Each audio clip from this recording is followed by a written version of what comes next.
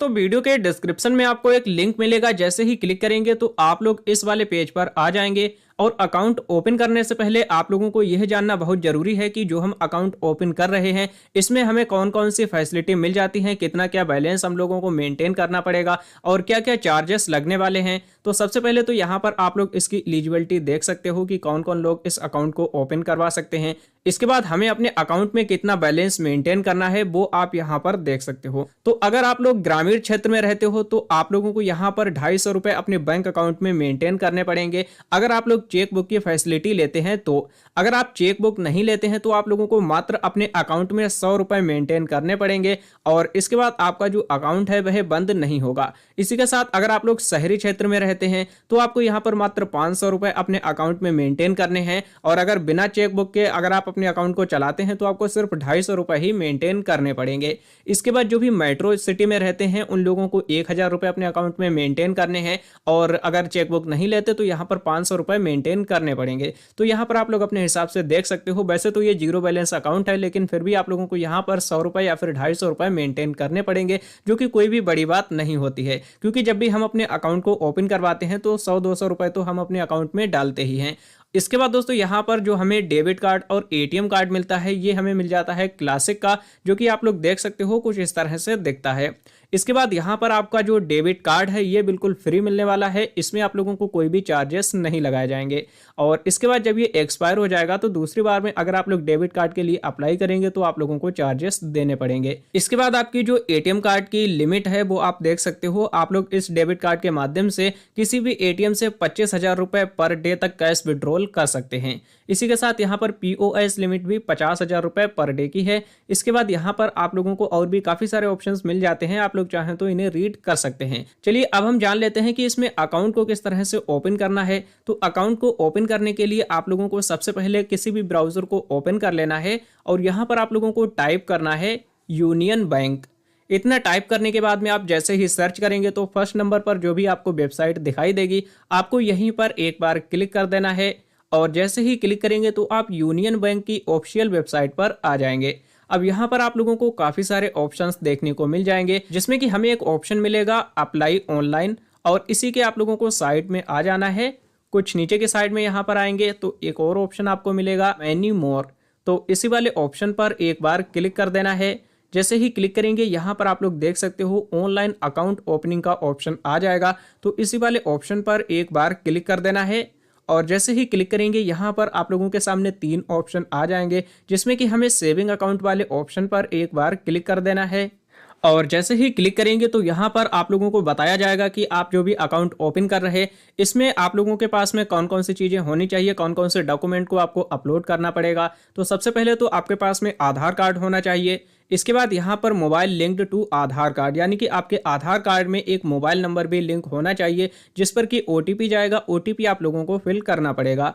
इसके बाद आपके पास में यहाँ पर पैन कार्ड होना चाहिए और इसी के साथ में रिसेंटली स्कैन्ड इमेज, यानी कि आप लोगों के पास में एक पासपोर्ट साइज का फोटो होना चाहिए जिसका साइज यहाँ पर 20 KB से लेकर के 50 KB के बीच में होना चाहिए। इसके बाद एड्रेस प्रूफ के लिए आपके पास में कोई भी एक डॉक्यूमेंट होना चाहिए और इसके बाद यहाँ पर आइडेंटिटी प्रूफ के लिए भी कोई भी एक डॉक्यूमेंट होना चाहिए। यहाँ पर आप लोगों को किसी भी सादा कागज पर सिग्नेचर कर लेने हैं और इसके बाद उन सिग्नेचर को आपको अपलोड करना पड़ेगा। तो ये सारी चीजें आप लोगों को पहले से ही कंप्लीट करके रख लेनी है। इसके बाद आपको क्लोज वाले ऑप्शन पर एक बार क्लिक कर देना है। अब जैसे ही क्लिक करेंगे यहाँ पर आप देख सकते हो यूनियन बैंक ऑफ इंडिया में ऑनलाइन ही अकाउंट ओपनिंग का पूरा फॉर्म आपके सामने आ जाएगा। अब यहाँ पर यूनियन बैंक में जितने भी अकाउंट्स हैं सभी अकाउंट्स ऊपर की साइड में आपको देखने को मिल जाएंगे, जैसे कि सेविंग अकाउंट है, यूनियन डिजिटल सेविंग अकाउंट है, पेंशन अकाउंट है। तो हम यहाँ पर सेविंग अकाउंट को ओपन करने वाले हैं, तो जो ऑप्शन सिलेक्ट है इसी को सिलेक्ट रहने देना है। इसके बाद यहाँ पर आप लोगों को अपने आधार नंबर को एंटर कर देना है और आधार नंबर को एंटर करने के बाद में यहाँ पर आपसे क्वेश्चन पूछा जा रहा है सिलेक्ट स्मॉलेस्ट नंबर फ्रॉम। यहाँ पर 3 नंबर दिए हुए हैं 20, 15 और 34। इसमें से पूछा जा रहा है कि इनमें से कौन सा ऐसा नंबर है जो सबसे छोटा है। तो यहाँ पर 15 है, तो हम यहाँ पर 15 को टाइप कर देंगे और ये जो क्वेश्चन है वो हर बार में चेंज होके आता है। इसके बाद आपको सबमिट वाले ऑप्शन पर एक बार क्लिक कर देना है। जैसे ही आप सबमिट करेंगे, अब आपके आधार कार्ड में जो भी मोबाइल नंबर लिंक है उस मोबाइल नंबर पर एक ओटीपी सेंड किया जाएगा। उस ओटीपी को आपको यहाँ पर फिल कर देना है और ओटीपी को फिल करने के बाद में वैलिडेट ओटीपी वाले ऑप्शन पर एक बार क्लिक कर देना है। और क्लिक करने के बाद में यहाँ पर आप देख सकते हो कुछ डिटेल को आपके आधार कार्ड से ही ले लिया जाएगा, जैसे कि आपका नाम हो गया, डेट ऑफ बर्थ हो गई, और जो कुछ भी इन्फॉर्मेशन यहाँ पर आपके आधार कार्ड से फैच नहीं हो पाई है उस इन्फॉर्मेशन को आप लोगों को रेंडमली ही फिल करना है।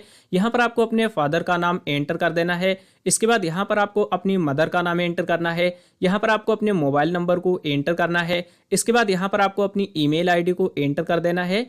ईमेल आईडी को एंटर करने के बाद में यहाँ पर आपको अपने पैन कार्ड नंबर को एंटर करना है।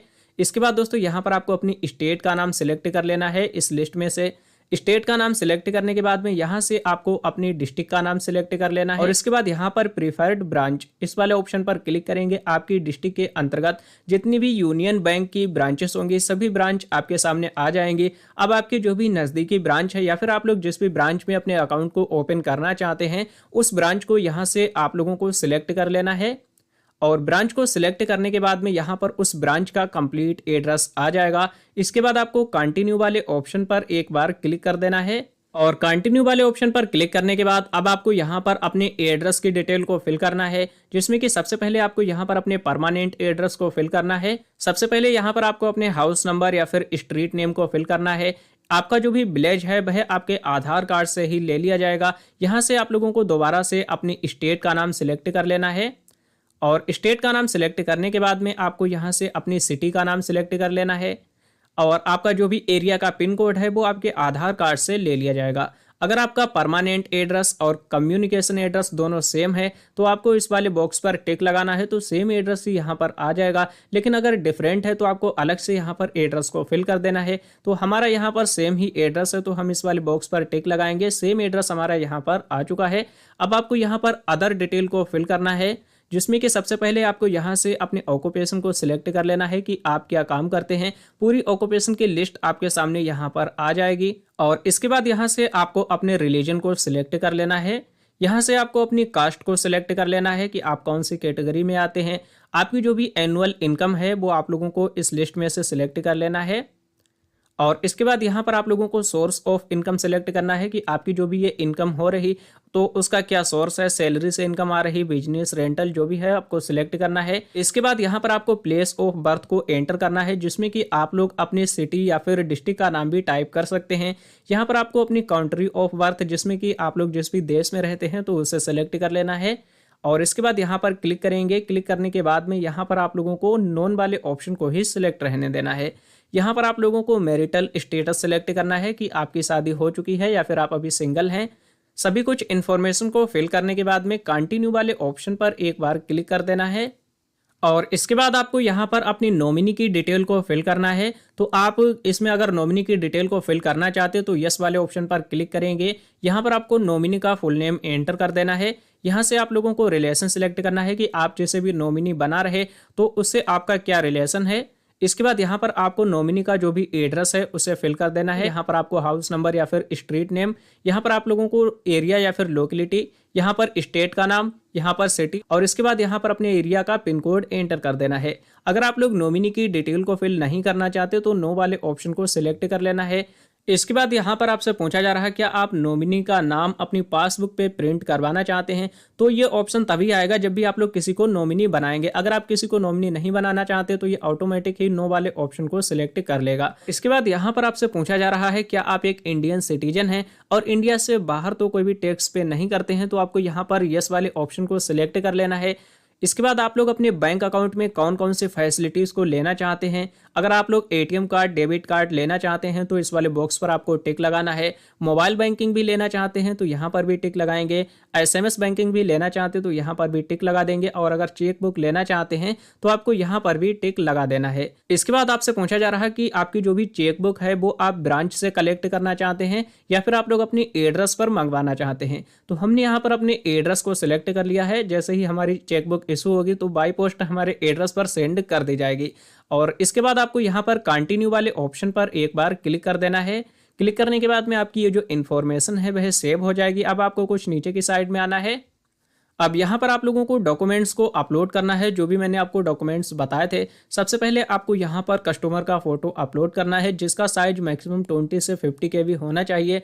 इसके बाद यहाँ पर आप लोगों को कस्टमर के सिग्नेचर को अपलोड करना है और यहाँ पर आप लोगों को कस्टमर के आधार कार्ड की एक फोटोकॉपी को अपलोड करना है। इसके बाद यहाँ पर आप लोगों को कम्युनिकेशन एड्रेस प्रूफ को अपलोड करना है, जिसके लिए यहाँ पर आप लोग क्लिक करेंगे और इतने सारे ऑप्शंस आ रहे हैं। इनमें से कोई भी एक ऑप्शन आप लोग सिलेक्ट कर लेंगे। जैसे कि यहाँ पर आप लोग यूटिलिटी बिल की एक फोटोकॉपी दे सकते हैं, पेंशन पेमेंट ऑर्डर दे सकते हैं, अलॉटमेंट लेटर दे सकते हैं और सेल्फ डिक्लेरेशन फॉर्म भी दे सकते हैं। ये फॉर्म आप लोग ऑनलाइन ही कहीं से भी डाउनलोड कर सकते हो। डाउनलोड करने के बाद में उसे फिल करके खुद के ही सिग्नेचर करके आप लोगों को इसे यहाँ से अपलोड कर देना है। और डॉक्यूमेंट को अपलोड करने के लिए आपको चूज फाइल वाले ऑप्शन पर क्लिक करना है।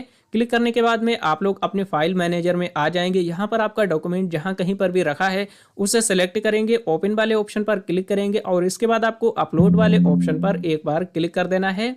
और जैसे ही आप अपलोड वाले ऑप्शन पर क्लिक करेंगे, यहाँ पर आपका जो डॉक्यूमेंट है वह आ चुका है। इसी तरह से सभी डॉक्यूमेंट को आप लोगों को अपलोड कर देना है। डॉक्यूमेंट्स को अपलोड करने के बाद में आपको सेव वाले ऑप्शन पर एक बार क्लिक कर देना है। और जैसे ही आप सेव वाले ऑप्शन पर क्लिक करेंगे, इसके बाद आप लोग देख सकते हो कुछ इस तरह से आपके सामने ऑप्शन आ जाएगा। हमारे जो भी डॉक्यूमेंट्स हैं वह सक्सेसफुली अपलोड हो चुके हैं। इसके बाद आपको यहाँ पर ओके वाले ऑप्शन पर एक बार क्लिक कर देना है।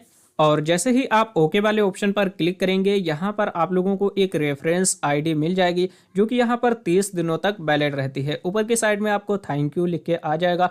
और इसके बाद नीचे की साइड में आप लोग देखेंगे आपने जो भी ब्रांच को सिलेक्ट किया था उस ब्रांच का कंप्लीट एड्रेस यहाँ पर आ जाएगा। अब आपको यहाँ पर डाउनलोड एप्लीकेशन फॉर्म वाले ऑप्शन पर एक बार क्लिक कर देना है। जैसे ही क्लिक करेंगे तो आपके मोबाइल फोन में एक एप्लीकेशन फॉर्म डाउनलोड हो जाएगा और ये जो फॉर्म है वो आपको कुछ इस तरह से दिखेगा। जब आप लोग ऑफलाइन बैंक अकाउंट ओपन करवाने के लिए यूनियन बैंक ऑफ इंडिया में जाते हैं तो आपको कुछ इसी तरह का फॉर्म मिलता है। लेकिन दोस्तों आपका ये जो फॉर्म है यह ऑटोमेटिक फिल किया हुआ फॉर्म आप लोगों को मिलेगा और जो कि आप लोग यहाँ पर इसका प्रिंट आउट निकलवा सकते हैं। कुछ नीचे की साइड में आएंगे, यहाँ पर आप लोगों को अपने एक फोटो को चिपका लेना है। फोटो के बाद में नीचे की साइड में आपको सिग्नेचर करने हैं। जिस भी दिन आप लोग यूनियन बैंक ऑफ इंडिया में इस फॉर्म को जमा करेंगे तो उसकी डेट और प्लेस का नाम आपको यहाँ पर फिल कर देना है और आप लोगों को कुछ भी इंफॉर्मेशन इसमें फिलअप नहीं करनी है। अब दोस्तों आप लोगों को इस फॉर्म को आप चाहें तो अगर आपके पास में प्रिंटर है तो यहाँ से आप लोग इसे प्रिंट कर सकते हो, या फिर आप लोग किसी भी शॉप पर जा करके इस वाले फॉर्म का आप लोगों को एक प्रिंट आउट निकलवा लेना है। फॉर्म को प्रिंट आउट निकलवाने के बाद में आप लोगों को इस फॉर्म को और आपने जो कुछ भी डॉक्यूमेंट्स यहाँ पर अपलोड किए हैं सभी डॉक्यूमेंट की एक एक फोटोकॉपी को अटैच करके आपने जो भी ब्रांच सिलेक्ट किया है उस ब्रांच में आप लोगों को एक बार जमा कर देना है। अब दोस्तों आप लोग सोच रहे होंगे जब ब्रांच में ही जाना था तो हमने ऑनलाइन एप्लीकेशन फॉर्म को क्यों फिलअप किया। दोस्तों यहाँ पर आपने ऑनलाइन जो भी इंफॉर्मेशन को फिल कर दी, यही इंफॉर्मेशन आप लोगों को ब्रांच में जा करके फिलअप करनी होती। लेकिन यहाँ से अगर आपने इंफॉर्मेशन को फिल कर दिया तो आपको दोबारा से वहां पर कोई भी फॉर्म को फिलअप नहीं करना है। सिर्फ ये डॉक्यूमेंट आप लोगों को अपने बैंक में दे देने हैं और इसके 2 या 3 दिनों के अंदर ही जैसे ही आपका वेरिफिकेशन कंप्लीट हो जाता है तो आप लोगों का जो अकाउंट है वह सक्सेसफुली यहां से ओपन हो जाता है और आपका जो भी अकाउंट नंबर, IFSC कोड वगैरह है वो आपके मोबाइल फोन पर SMS के थ्रू सेंड कर दिया जाता है। आपकी जो भी चेकबुक और डेबिट कार्ड है वो बाय पोस्ट आपके एड्रेस पर सेंड कर दिया जाएगा। लेकिन यहाँ पर आपको ध्यान रखना है, जब भी आप लोग ऑनलाइन फॉर्म को फिल करेंगे उसके 30 दिनों के अंदर ही आप लोगों को अपनी ब्रांच में इस वाले फॉर्म को जमा करना है। 30 दिनों के बाद में आपका ये जो फॉर्म है वह मान्य नहीं होगा। सो इस तरह से आप लोग यूनियन बैंक ऑफ इंडिया में अपने बैंक अकाउंट को